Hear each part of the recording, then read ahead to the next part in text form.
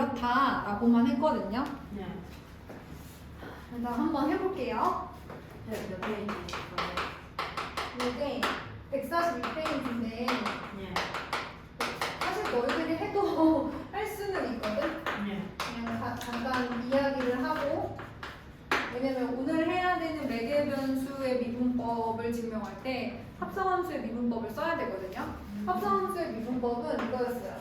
dy dx, 즉 이것은 y를 x에 대하여 미분한다라는 뜻의 기호라고 얘기를 했는데, 얘는 dy du 곱하기 du dx랑 같다, 이제 이렇게 얘기한 적이 있어요. 그래서 얘네들을 그냥 전체적으로 u에 대해서 미분을 한 다음에, 그러니까 이제 u는 안에 들어가는 gx를 말하는 건데, 그런 다음에 다시 그 안에 들어간 친구를 x에 대해서 다시 미분을 해주면 된다, 이렇게 얘기를 했었어요. 근데 이제 왜 그랬었냐면, 사실 고등과정에서 많이 증명하지 않으실 수도 있는데, 우리가 그 미분계수 증명할 때 어떻게 했었냐면 평균 변화율의 극한값, 그게 이제 미분계수라고 얘기를 했었어요. 그리고 이제 그 미분계수가 임의실수 x일 때가 이제 도함수다, 이제 이런 얘기를 했었습니다. 그래서 이제 평균 변화율을 x값의 증가량분의 y값의 증가량, 이번에는 이렇게 한번 써보도록 할게요. 자, 이게 평균 변화율이었는데, 평균 변화율은 어쨌든 x 증가량, y 증가량이니까 숫자잖아요. 그러면 얘를 다른 문자에 대해서 이렇게 u의 증가량분의 y 증가량, 그 다음에 u의 증가량, x의 증가량, 이렇게 쓸 수도 있다는 거죠. 자, 이 상태에서 그렇다면 우리가 원하는 dy dx, 즉 x 증가량분의 y 증가량의 평균 변화율은 이 델타 x가 0으로 가까워질 때 극한값이 우리가 알았던 미분계수였단 말이죠, 그죠? 그게 이제 x라는 문자일 때는 도함수였어요. 이렇게 쓰기로 했었다는 거죠. 그러면 만약에 내가 이거를 u로 이제 바꿔서 쓴다고 한다면 이게 dy du인 거야. 그지?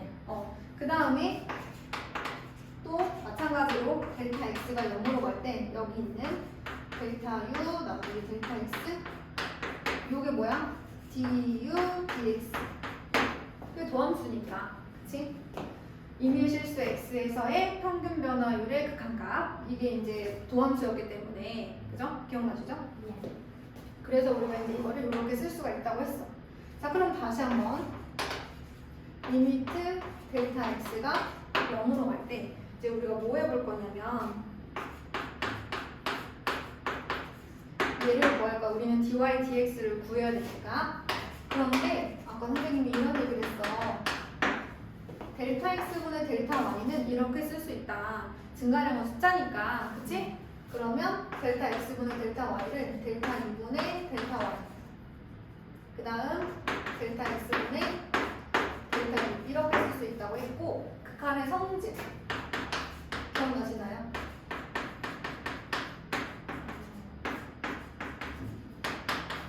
리미트를 각각 쓸 수 있어요. 기억나시죠? 예. 일단 U라고 써야 되는데, 그치? 자, 요렇게 한번 써보도록 하겠습니다. 자, 그런데 우리가 델타 X란 말이죠. 얘는 여기가요. 그래서 이제 어떻게 또 우리가 이 중간 과정을 연결을 해줘야 되냐면, 우리가 아까 gx를 u라고 한다고 했었죠? 그러니까 이제 합성함수에서 u는 안에 들어간 gx를 말한다, 제가 이제 이렇게 얘기를 했었어요. 그러면 우리 gx는 미분 가능한 함수라고 거기 맨 위에 써져 있어요. 미분 가능한 그 함수 y는 fu와 u는 gx에 대하여 합성함수 y는 fgx, 이렇게 돼 있잖아요. 그러면 델타 u를 뭐라고 쓸 수가 있느냐?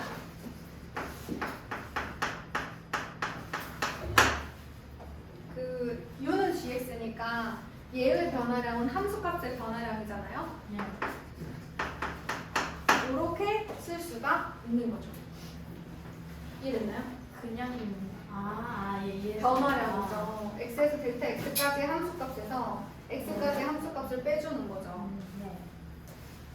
그러면 이때 델타 x가 0으로 가면요, 델타 u도 어디로 가요? 얘가 0으로 가고 gx 빼기 gx도 0이니까 0으로 가서 우리가 얘를 뭘로 바꿔줄 수 있냐면 u라고 바꿔줄 수 있어. 네. 그러면 이거 뭐야? 이거 y예요. 자, 이게 뭐냐면 여기 있어요. dy d가 왜냐면 y를 u에 대해서 미분하게 되는 거잖아요. 예. 얘가 이제 du dx거든요. 이런 일 때문에 y는 fu, 그 다음에 u는 gx일 때 fu, 즉 f gx의 미분이 저렇게 되는 거였어요. dy dx는 일단 그냥 u에 대해서, 즉 그냥 얘를 미분을 하고 요 안에 들어간 u를, 즉 gx를 다시 한번 x에 대해서 미분해서 겉미분 곱하기 속미분, 안에 거 미분 한 번 더, 뭐 이렇게 얘기를 했었다는 거죠. 네. 이거는 합성함수의 미분법인데 이제 이거를 우리가 오늘 조금 설명할 거라서 잠깐 얘기를 한번 해봤어요. 그냥 이거야 라고 넘어가기는 했었어가지고 제가 이제 한번 정리를 해봤고요. 일단 오늘은 153페이지에 매개 변수로 나타낸 함수의 미분법부터 하고 갑시다. 특정 것 중에서 우리 질문 있었어요? 네. 아, 그랬군요. RPM이라서. 아, 알겠습니다. 네. 자, 그러면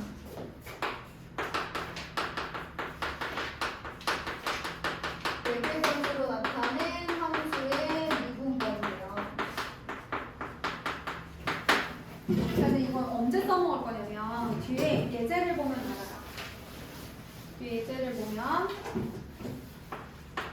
예제 9번에 다음 매개 변수로 나타낸 함수에서 dy, dx를 구해주세요. 사실 매개한다라는 것은 뭔가 연결해주는 거잖아요. 근데 여기 보시면 x가 t에 관한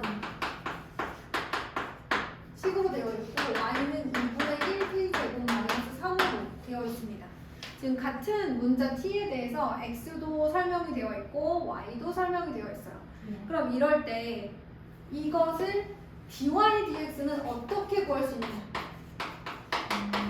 사실 이걸 보면 여러분 뭘 구할 수 있냐면 dx, dt, 즉 x를 t에 대해서 미분할 수 있죠. x가 t에 관한 식이니까 t에 대해서 미분할 수 있고요. 얘도 보면 dy, dt는 구할 수 있습니다.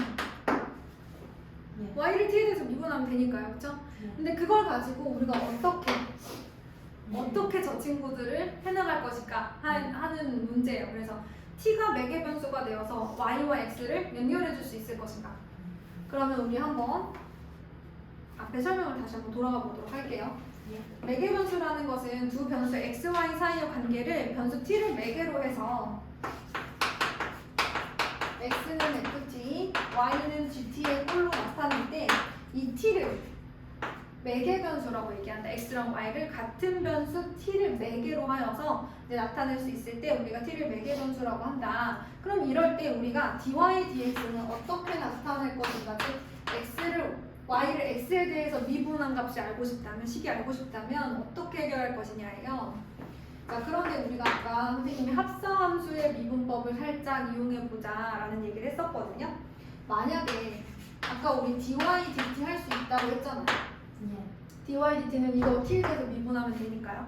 자, 그런데 얘가 우리 합성함수의 미분법처럼 설명을 한다면 뭐랑 같냐면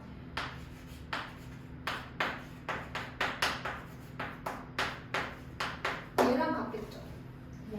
제가 아까 합성함수의 미분이 나중에 이런 곱하기 꼴로 나오는데 그 이유는 리미트 델타 x가 0으로 갈 때가 두 개 있어서 그렇다라고 얘기했었거든요. 지금 보시면.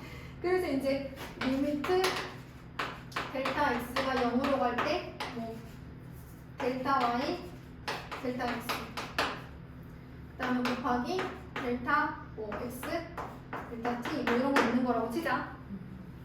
그럼 리미트를 각각 써주면 이제 이렇게 나오는 건 아까 그런 설명을 했던 거거든요. 그래서 앞으로는 이제 이런 식이 나오면 마치 우리가 사실 선생님도 학교 다닐 때 이게 무슨 숫자인가? 이걸 왜 약분해주는 것처럼 이렇게 써져 있어? 막 이렇게 생각을 했었거든요. 근데 이게 이렇게 되는 이유는 아까 얘기했던 극한의 성질 때문이었던 거예요. 극한의 성질 때문에 y를 x에 대해서 미분한 식, 그 다음에 x를 t에 대해서 미분한 식, 그게 여기 들어간다는 뜻이었던 거예요. 근데 이제 이렇게 써주시면 마치 약분되는 그런 느낌이 왜 그런지 알고 계시면 덜 헷갈릴 수 있습니다. 자, 이렇게 쓸 수 있어요. 합성함수의 미분법 때문입니다. 건미분, 성미분처럼. 네. 그런데 우리가 원하는 건 dy dx예요. 네. 그러면 아까 얘가 이제 극한값이 존재하는 애들이니까 어떻게 하면 돼요? 나눠줄 수가 있어요. dy dx는 dy dt 나누기 dx dt 해주면 얘가 나온다는 거예요. 그러니까 뭐 약분돼서 그런 게 아니라 여기서 이렇게 변화를 시켜주는 거예요. 양변을 얘로 나눠주는 겁니다. 그러면 얘가 누구냐면 f''t일 거예요. x는 ft라고 했을 때. 그 다음에 위에가 y를 t에 대해서 미분한 거니까 f't가 되는 거죠. 예. 이제 저는 여러분들이 요거를 이렇게 외워주시길 바래요. dy dx는 dy dt를 dx dt로 나눠주면 된다. 그러면 이제 넘어가는 거죠. 이제. 예. 그리고 궁금하시면 이게 개념 원리를 제가 선택한 이유 중에 하나는 제가 아무리 설명을 해줘도 개념이 그죠?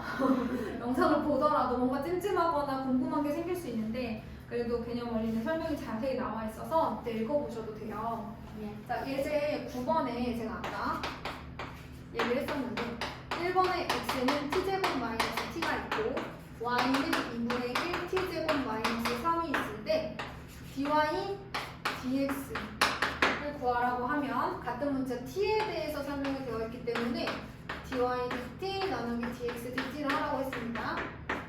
dy dt는 얼마예요? t네요, 그죠?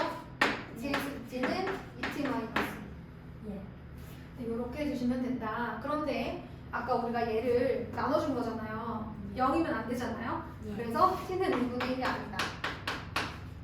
이렇게 해주시면 됩니다. 그럴 때 가능하다. 그 다음에 2번은 제가 안 해도 되겠죠? 예. 네, 제가 안 하겠습니다. 그럼 이번에는 음함수와 역함수의 문법을 한번 보도록 할게요.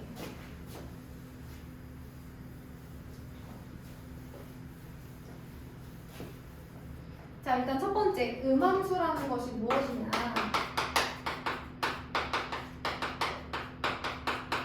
우리가 방정식 fx, y는 0에서 x와 y가 정의되는 구간을 적당히 정하면 y는 x에 대한 함수가 되고 방정식 fx, y는 0을 y의 x에 대한 음함수 표현이다 라고 얘기를 하는데 뭘 말하는 거냐면 예를 들어서 어떤 원의 방정식이 있다. 예. 이렇게 이제 원래는 원의 방정식이 보통 이렇게 써져 있잖아요. 그럼 어쨌든 얘를 이야기했을 때 x, y가 모두 있는 형태. 이 방정식은 우리가 이제 음함수의 표현이다. 이제 이렇게 얘기해 주시면 돼요. y는 으로 되어 있는 것이 아니라 이제 이렇게 정리할 수 있는 경우. 사실 얘를 우리가 제가 쓴 원의 방정식이 반지름이 1인 1이잖아요. 예. 맞아? 그러면 x제곱 플러스 y제곱은 1인데 내가 만약에 y를 0 이상이라고 한번 해볼게. 예. 그러면 y제곱은 1-x제곱이니까 y는 뭐라고 하면 돼? 루트 1-x제곱 이렇게 얘기를 할 수가 있죠. 예.